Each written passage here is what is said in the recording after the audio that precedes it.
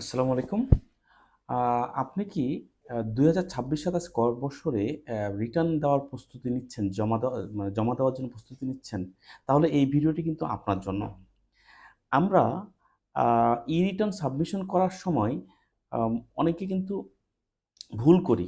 আজকে এমন ১০ টি মিস্টেক নিয়ে কথা বলব যে ভুলগুলো আমরা অনবরতই করি এবং আমাদের যে রিটার্ন সাবমিশন করলে এই ভুলগুলো যে থেকে যায়, এইটা পরবর্তীতে আমরা যখন ফাইল অডিটে পড়ে তখন আমরা আসলে বুঝতে পারি। বিশেষ করে ইনকাম, এক্সপেন্ডিচার বা অ্যাসেট, লায়াবিলিটিজ বা সোর্স অফ ফান্ড বা এই বিষয়গুলো অসামঞ্জস্য থাকলেই কিন্তু আল্টিমেটলি আপনি কিন্তু আম এই জায়গাতে গিয়ে আপনি আ তখন আ ইনকাম ট্যাক্স অফিসে শরণাপন্ন হওয়া লাগে। বাট আমরা যদি এই ১০ টি মিস্টেক মানে খুব কেয়ারফুলি হ্যান্ডেল করি তাহলে এই জায়গাগুলোতে আমরা আল্টিমেটলি খুব সেফ সাইডে থাকতে পারি। তো চলুন যাই এই ১০ টি মিস্টেক কোনগুলো সেগুলো নিয়ে আমরা ডিসকাস করি। ১ম যে মিস্টেকটা করি আ সবগুলো ইনকাম আসলে ডিক্লেয়ার না দেওয়া। অর্থাৎ আমি হয়তো আম চাকরি করতেছি তার সাথে, সাথে কিছু বিজনেসও করতেছি।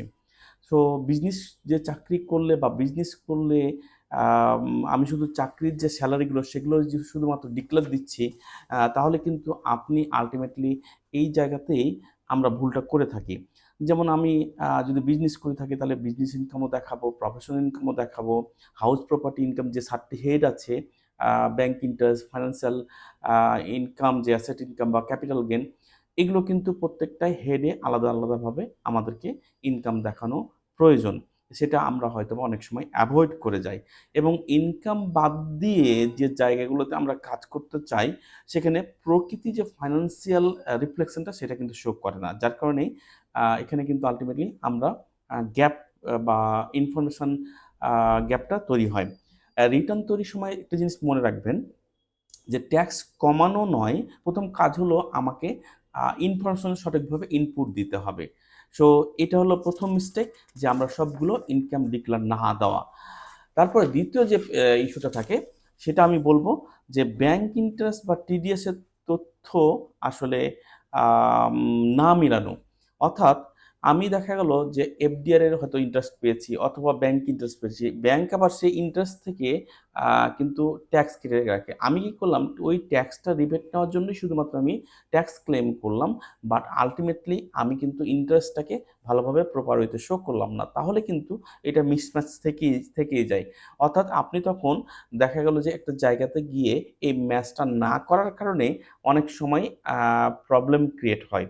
সো আপনারা যখন আম ইনপুট দিবেন তখন ব্যাংক ইন্টারেস্টও ইনপুট দিবেন। তার সাথে, সাথে অ্যাজ ইউজুয়াল ভাবে আমরা যেমন ব্যাংক ইন্টারেস্ট যদি বলি তাহলে ফাইন্যান্সিয়াল ইনকাম হেডে আমি কিন্তু এটা দেওয়া প্রয়োজন।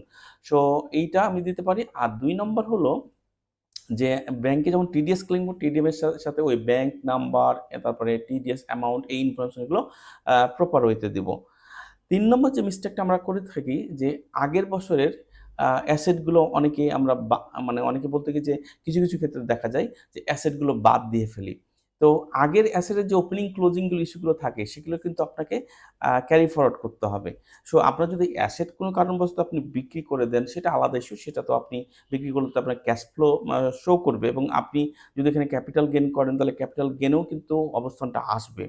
সো এই জায়গাতে যেমন আপনার যদি ফ্ল্যাট বা ল্যান্ড বা কার, এফডিআর এই অ্যাসেট গুলো আপনি কনসিকুয়েন্সলি যদি অটো ফিলও করেন বাট আপনাকে একটু রিভিউ করে নেওয়া ওয়াইজ ডিসিশন হবে যেগুলো পারফেক্টলি রিফ্লেক্টেড হচ্ছে কিনা। আবার আমি নতুন অ্যাসেট অ্যাডিশন করব। সো অ্যাসেট গুলোরও জায়গাগুলোতে আমি যেন ভালোভাবে এইটাকে দিতে পারি কিনা। আবার দেখা গেল অনেকে ল্যান্ড রেজিস্ট্রেশন করছেন গত বৎসরে বাট এই বছর আবার নিয়ে আসতে চাচ্ছেন। তো বিষয়গুলোকে কিন্তু অনেকটা এই জায়গাগুলোতে আপনাকে একটু আ কেয়ারফুলি মানে হ্যান্ডেল করতে হবে। এবং এই ভুলটা সাধারণত আমরা কমন ভুল হিসাবেই আসলে করে থাকি। আম তারপরে যে মিস্টেকটা করি ৪ নম্বর যে মিস্টেকটা, সেই ৪ নম্বর মিস্টেকের জায়গাটুকু বলব যে অ্যাসেটের সাথে আমি একটা অ্যাসেট দেখাচ্ছি কিন্তু সোর্স অফ ফান্ডটা সঠিকভাবে দেখাচ্ছি না। অর্থাৎ এখানে তো আপনার ভেরি ক্লিয়ার কনসেপ্ট যে আমার স্যালারি থেকে ইনকাম হচ্ছে, বিজনেস থেকে ইনকাম হচ্ছে, সোর্স অফ ফান্ডগুলো ক্রিয়েট হচ্ছে, অথবা আমি এই ফান্ডটা কই থেকে পাচ্ছি, অ্যাসেট আমি দেখালাম, এটা কি গিফট দিয়েছে আমাকে, বা আমি কোনো কারণবশত ডোনেশন পেয়েছি, বা কোন ফরম্যাটে আসে, এইগুলো ক্লিয়ার করে দেওয়া।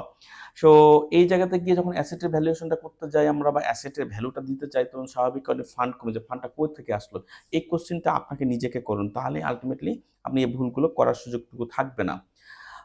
৫ নাম্বার যেটা মানে ব্যাংক ব্যালেন্স, আমরা দেখা গেল যে একটা অ্যামাউন্ট বসায় ফেলি অনেক সময়।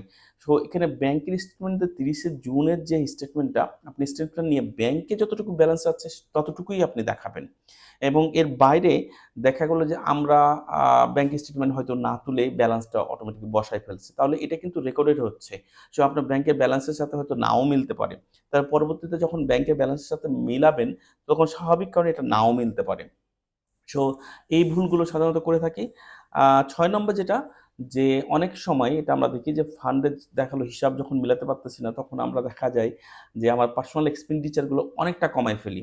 কারণ পার্সোনাল যে লাইফস্টাইল, সেটার সাথে কিন্তু আল্টিমেটলি আপনাদের অনেকের কিছুই লাইফস্টাইলের সাথে জড়িত। সো এক্সপেন্ডিচারটাও আপনি যদি অটোমেটিকভাবে খুব কমাই দেখান, তাহলে কিন্তু আল্টিমেটলি আপনার এই ফাইলের এই ট্র্যাকিংটা থেকে যায় যে লাইফস্টাইলের সঙ্গে এক্সপেন্ডিচারগুলো সাধারণত যায় না। তারপরে আমরা যেটা ভুল করি, যে লোন এবং লায়াবিলিটির যেটা সঠিক যে ভাবে আমরা দেখাই না, এবং আমার একটা লোন আছে বা আমার একটা কোনো কারণে লায়াবিলিটিস ক্রিয়েট হয়েছে, সেটা আমরা দেখাই না। যার কারণে এইটা আল্টিমেটলি অনেক সময় অনেক জায়গাতে আমি এটা বিপদে পড়তে পারি। সো এবার আমি যদি বলি যে কিছু অ্যাসেট আছে যে অ্যাসেটগুলো আমরা ভ্যালু বারবার পরিবর্তন করি। যেমন হলো গোল্ড, কার, ল্যান্ড, আদার অ্যাসেটে কি করি? আমরা ভ্যালুটাকে চেঞ্জ করি। এগুলো কিন্তু আসলে আমরা মিস্টেকগুলো করে থাকি। এই মিস্টেকগুলো অবশ্যই আমাদেরকে এভয়েড করা দরকার, এবং এই যে ভ্যালুগুলো আমরা দেখালো ইচ্ছামতো চেঞ্জ করি। এই ইচ্ছামতো চেঞ্জগুলো আসলে করার আসলে সুযোগটুকু একেবারেই কম। বাট আমাকে ডিটারমাইন করতে হবে যে আমি কিভাবে এটাকে অ্যা প্লেস করব। এবার আসি ট্যাক্স যে আমরা পেমেন্ট বা টিডিএস ক্লেম, এটা যদিও আমি আগে ডিসকাস করছি, বাট পয়েন্ট এরকম যে আমাদের যে সাপোর্টিং ইনফরমেশনগুলো আমাদেরকে কিন্তু রাখতে হবে, বা আমাদেরকে প্লেস করতে হবে, যেটা দিয়ে আমি প্রমাণ করতে পারি যেন কোনো না কোনোভাবে আমি এখানে আলটিমেটলি এই ট্যাক্সগুলো বা টিডিএসগুলো ক্লেম করেছি। তারপরে লাস্ট বাট নট লিস্ট আমি বলবো যে সাবমিশন করার আগে প্রিভিয়াস রিটার্নের সাথে একটু কম্পেয়ার করে রিকনসাইল করে নেওয়া বেস্ট ডিসিশন হবে। যদিও আমরা এখানে অনেক সময় এই ইস্যুগুলো করি না বা করতে চাই না। সো এই জায়গাগুলোতে আমাকে প্রপার ওয়েতে আমাকে আলটিমেটলি ক্যালকুলেশন করতে হবে। যেমন আমি যদি ধরি অ্যাসেটের ক্ষেত্রে ওপেনিং অ্যাসেট প্লাস হলো কারেন্ট ইয়ার ইনকাম বা ফান্ড, প্লাস হলো আপনার যে থাকে যে আমি লোন বা আদার্স সোর্স থেকে আমি লোন নিয়েছি, অথবা পার্সোনাল এক্সপেন্সটা মাইনাস হবে। তারপরে আমার যদি অ্যাসেট কমে বা বাড়ে, প্লাস মাইনাস অ্যাসেট হবে। তারপরে হলো ট্যাক্স আউটফ্লোটা মাইনাস হবে। এই যে জায়গাগুলোতে আপনাকে বেশি কেয়ারফুল লাগবে। অর যদি কোনো তাহলে ইকুয়াল করলেই কিন্তু আপনার কারেন্ট ফাইন্যান্সিয়াল পজিশনটা হলো রিফ্লেক্ট করবে। সো সাবমিশন করার আগে ১ মিনিট একটু চেক করে নিবেন যে আমরা যেগুলো বললাম যে ইনকামটা কি আমি সঠিকভাবে দেখাইছি। ২ নম্বর যেটা বলছি যে ইন্টারেস্ট এবং টিডিএস এর কি সিমিলারিটি রাখছি। ৩ নম্বর যেটা আগের তুলনায় অ্যাসেটের যে হলো অবস্থানটা, সেটাকে আমি ঠিকভাবে রিফ্লেকশন করাতে পারছি। তারপরে হলো ব্যাংকের ব্যালেন্স কি আমি সঠিকভাবে দিয়েছি। আমার পার্সোনাল এক্সপেন্ডিচার কি আমি ঠিকভাবে দিয়েছি। তারপর লায়াবিলিটিজ বা লোন বা লায়াবিলিটিজ আমি সঠিকভাবে রিফ্লেকশন করাইছি। অথবা গোল্ড কারকে আমি কোনো ভ্যালু চেঞ্জ করছি কিনা, এবং ট্যাক্স পেমেন্টের ক্ষেত্রে আমি আসলে টিডিএস গুলো সাপোর্টিং যে ইনফরমেশনগুলো সেগুলোকে অ্যালাইন করছি কিনা। সো আপনার যদি সবগুলো উত্তর ইয়েস হয়ে থাকে, তাহলে আপনি ফাইনাল সাবমিশন করতে পারবেন। আর তারপরে আমি বলবো যে ট্যাক্স রিটার্ন সাবমিশনের ক্ষেত্রে অবশ্যই একজন এক্সপার্টের একটু হেল্প নিবেন, যাতে কি তারা প্রপার ওয়েতে আপনার সাবমিশনটা মানে দেখাই নিবেন সাবমিশন করার আগে। এটা হলো বেস্ট একটা ওয়ে। তাহলে আপনাকে বলবে যে আপনার কোনো জায়গায় কোনো গ্যাপ রয়ে গেছে না কিনা, বা ইনফরমেশনের কোনো ইস্যু রয়েছে কিনা। ভিডিওটি যদি আপনাদের ভালো লেগে থাকে, তাহলে অবশ্যই আপনার পরিচিতজনের সাথে শেয়ার করতে ভুলবেন না। ধন্যবাদ সবাইকে।